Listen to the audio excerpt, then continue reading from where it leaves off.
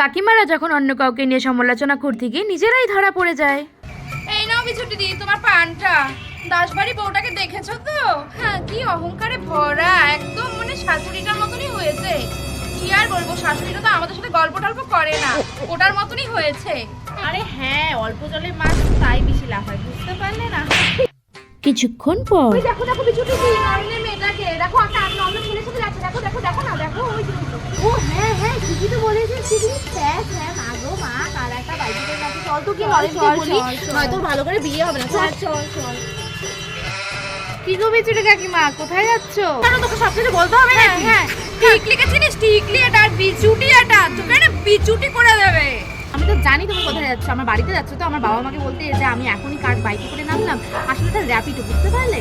কিন্তু বিচুটি কাকিমা, তুমি তো মানুষের বাড়ি খোঁজ রাখতে গিয়ে এটাই দেখতে পাচ্ছ না যে তোমার এই আদরের বান্ধবী টিকলির সাথে তোমার বরের অ্যাফেয়ার চলছে। ওরা তো রোজ সকালবেলা পার্কে ঘুরতে যায়, তুমি কি জানো না? মর্নিং ওয়াকের নাম করে কি বলি আজকে দেখতে হবে। আরে ও মিথ্যে বলছে, আমি কিচ্ছু করিনি, কিচ্ছু করিনি, কিচ্ছু